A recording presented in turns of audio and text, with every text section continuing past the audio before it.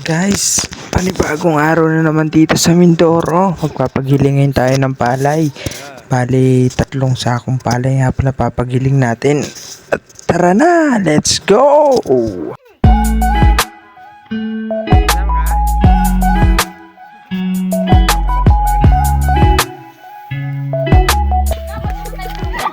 Hindi ni akyatan oh. Dito nga gusto sumama ng aking asawa, kaya ito sinama ko na siya sakay at tayo pupunta na. Ang marating mo ang hindi mo pa nalarating dito sa amin.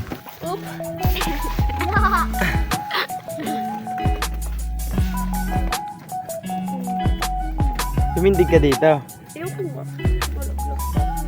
Ika.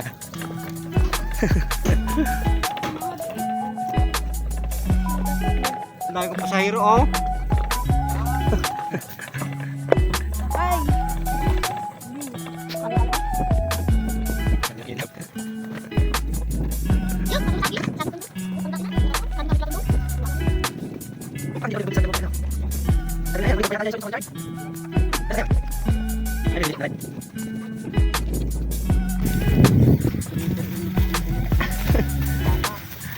Kaya hindi patigasan yung gulong, no? Lambot.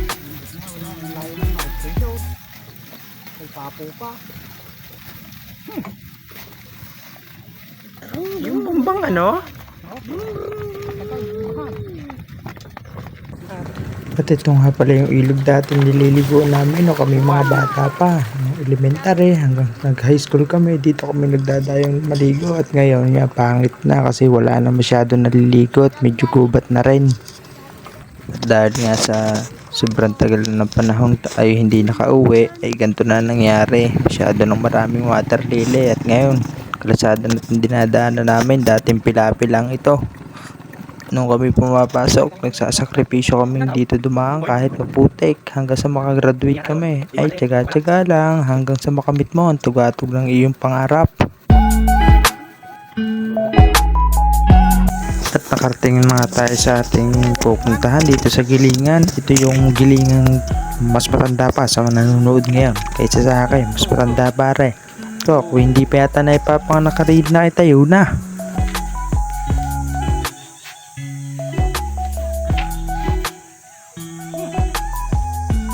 Yung balat ng palay oh, pag nagiling na.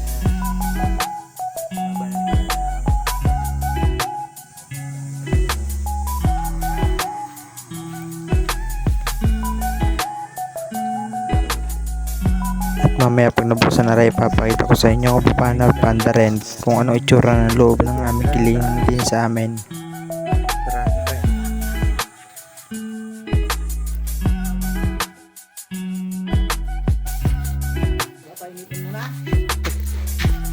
At ganito ang paraan para mapandar rin gilingan aring makina. Ay hinahatak dati may starter ngayon nasira na uli daw kaya dihatak na naman ang mangyayari din Bali gagamitan namin na rin ng mahabang lubid bago hatakin. Bali hindi nga pala kaya ng dalawa kaya ako sumama para 3 kami maghahatak. O ipod-ipod at baka tamayan ng uso at aray namamaltok. Gila, ayun, andar na.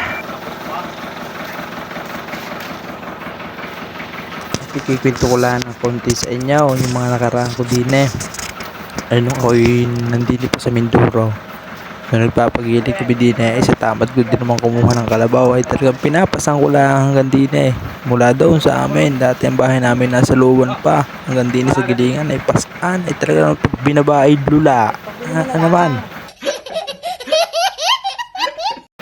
Alan. At sinimula na nga namin ni Arman nga palang pangalan ng makinista din Inakit na namin yung palay doon sa taas para masimulan ng gilingin at yung aming dalang palay. Let's go! Ipapakita ko na sa inyo kung paano ang proseso na rin.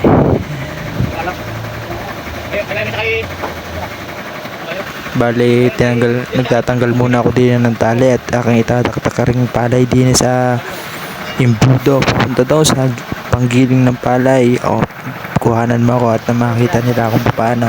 Ito nga pala yung old makina dito sa amin, Gilingan. Ulitin ko, napakatanda naman talaga ng galingang aray. Sa tagal na. Oh, makikita nyo kahoy pa ang gamit din eh. Saka hindi rin nauubusan din ng panin na stock. Eh, punong-puno rin loob na rin. Tinaktak ko na nga pala din na rin palay na rin. Dahil yung sako gagamitin namin para lagyan ng ipa at saka ng giniling na yung bigas na.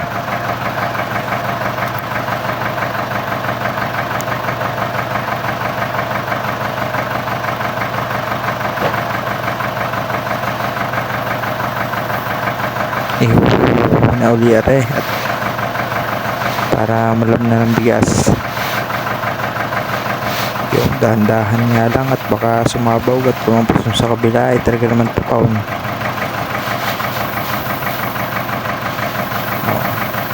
Siya nagsasabing hindi malinis ang bigas. Ay, napakalinis din eh. Dahil may hinuhugasan naman. Ay, huwag na kayo maartay sa mga mananaw dyan. Lahat naman ng bigas ay madumay. Nagsayang ka ganang hindi mo hinugasan.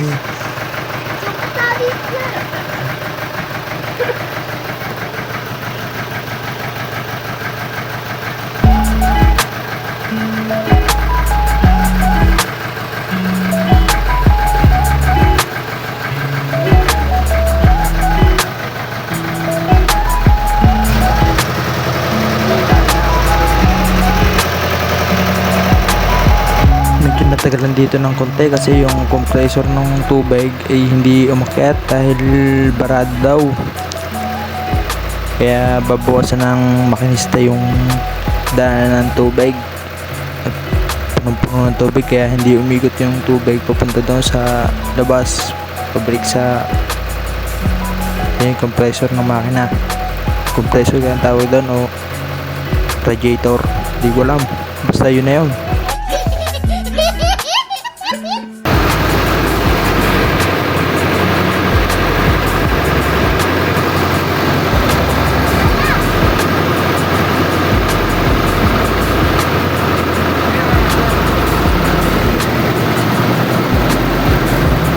Dito nga ay umandar ng tuluyan at sisimulan natin paano gilingin na rin palay natin. Let's go! Tara!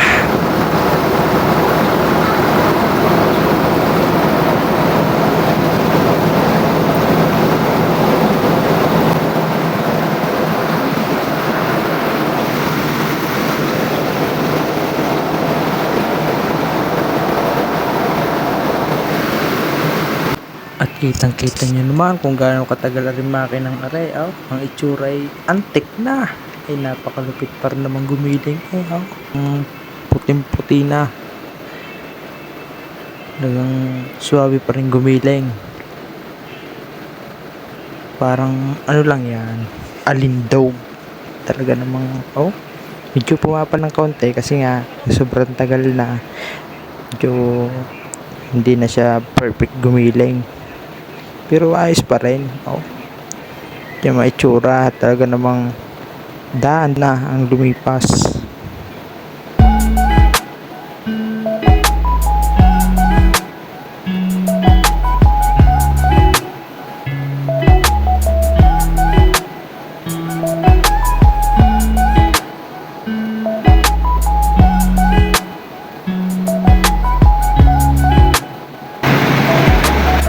Papakita ko sa inyo kung magkano clear ng giling-giling. Siyempre, ilaw 5 piso.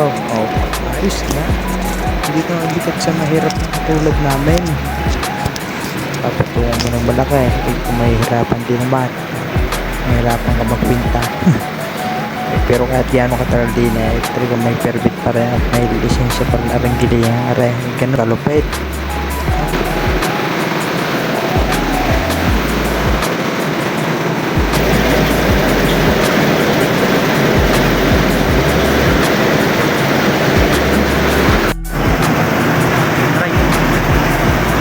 Dito na malapit ng matapos, aring aming papagiling. Aring sinasaliputan ng aking papa. matapos na at makauwi na rin. Medyo tinanghali na kasi nga inantay pa namin yung makinista, nagdaldal pa ng kaunti, naghuntahan pa, nagkamustahan. Kung nung lagay na ng iyong buhay, ito pa rin, ganito pa rin. Yun nga palang ginagawa dyan, winawalis-walis lang, linis naman yan. Huwag na kayo mag-aarte. Kahit tikman nyo rin bigas namin, hugasan mo lang.